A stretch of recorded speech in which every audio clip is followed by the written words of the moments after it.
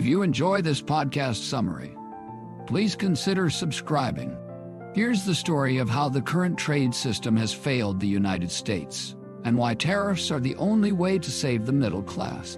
The U.S. Trade Representative Bob Lighthizer explains that the system has evolved to benefit a few countries at the expense of the U.S. The idea of trade is supposed to be that countries export to import, but instead, some countries have an industrial policy designed to gain wealth by exploiting the U.S.'s open capital and trading system. The result is a massive transfer of wealth from the U.S. to other countries, with the U.S. running huge trade deficits.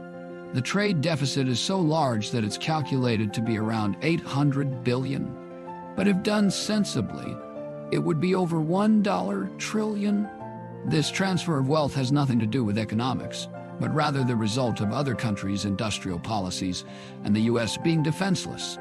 One way to measure this is by looking at the international investment position of a country, which shows how much Americans own overseas versus how much others own in the U.S.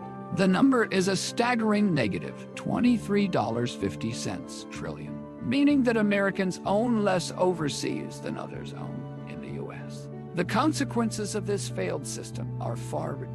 The U.S. has seen slower economic growth, a deterioration of its technological lead, and a decline in the quality of life for working-class Americans. The country has also seen a significant increase in wealth inequality, with the top 1% now owning more wealth than the middle 60%. This is a recipe for social instability and ultimately revolution.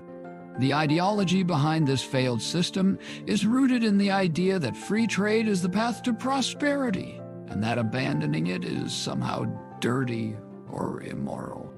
However, this ideology is misguided and has been promoted by wealthy individuals and organizations who benefit from it. The solution to this problem is to rethink trade and implement tariffs to protect American industries and workers. Bob Lighthizer argues that the U.S. has been losing manufacturing jobs and experiencing stagnant wages since the 1990s, when the country began to adopt more free trade policies. He believes that this was a result of a trifecta of stupid policies, including NAFTA, the WTO, and granting most favored nation status to China. Lighthizer notes that these policies were pushed by both Democrats and Republicans, but that the Republicans were worse on this issue at the time. The conversation also touches on the topic of life expectancy in the U.S., which has been declining in recent years. Lighthizer notes that the U.S. is the only G7 country with a life expectancy of under 80 years, despite being one of the richest countries in the world. He argues that this is a sign of a broader crisis in the country, driven by income inequality and a lack of access to health care. Tucker Carlson agrees with Lighthizer's assessment and notes that the decline of the middle class has had a profound impact on American society. He argues that the country is becoming increasingly stratified, with the rich getting richer and the poor getting poorer. Lighthizer responds by saying that the problem is not just tariffs, but a broader set of industrial policies that tilt the playing field against American workers. Lighthizer argues that countries like China have a range of policies that give them an unfair advantage, including a banking system that provides cheap loans to manufacturers, a labor system that keeps wages low, and a tax system that favors exports over domestic production. He believes that the U.S. needs to move towards a system of balanced trade, where countries are not allowed to run huge trade surpluses or deficits over long periods of time. Lighthizer argues that there are three ways to achieve balanced trade: through export-import certificates, a tax on foreign capital flows, or tariffs. He prefers tariffs because they are easy to understand, flexible, and can be adjusted to achieve the desired level of balance. He notes that if the U.S. were to achieve balanced trade, it would experience a huge boom in domestic GDP, with a large portion of that growth coming from manufacturing and related industries. Lighthizer emphasizes that China's goal is to become the world's #1 power, and that their totalitarian regime is a threat to the U.S. and its allies. He argues that the U.S. needs to take a more proactive approach to dealing with China, including imposing tariffs and regulating investments.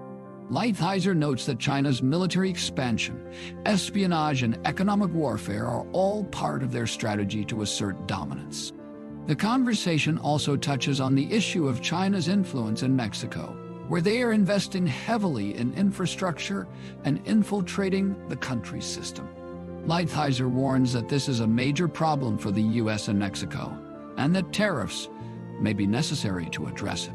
Lighthizer emphasizes the importance of bipartisan support for Trump's program, particularly from labor Democrats who care about working people. He believes that getting their buy-in is crucial to making the change permanent. Tucker Carlson asks about the chances of Democrats supporting Trump, and Lighthizer thinks it's achievable, but it requires sales and doing the retail work. The conversation then turns to the topic of markets and equity markets.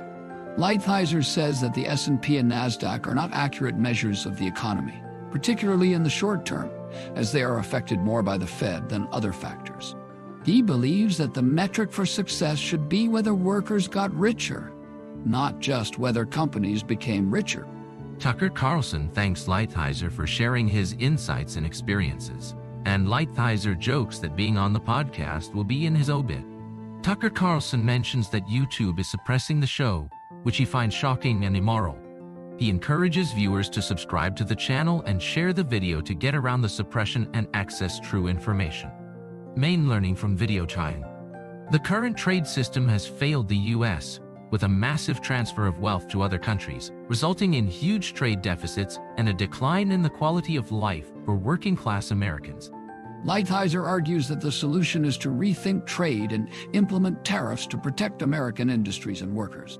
He believes that tariffs are necessary to level the playing field and create a more balanced trade environment. The conversation also touches on the decline of manufacturing in the U.S., the importance of data privacy, and the need for the U.S. to take a more proactive approach to dealing with China.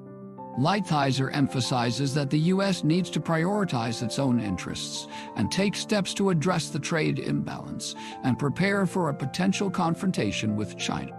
The key takeaway is that the current trade system is broken and needs to be reformed to benefit American workers and industries. Tariffs are a necessary step towards achieving a more balanced trade environment and saving the middle class. If you are interested to listen to complete 14-minute summary and unlock detailed insights for each topic discussed in the video, check out quick podcast summaries on Spotify and Apple Podcasts with free trial and later just for the price of candy. Happy listening.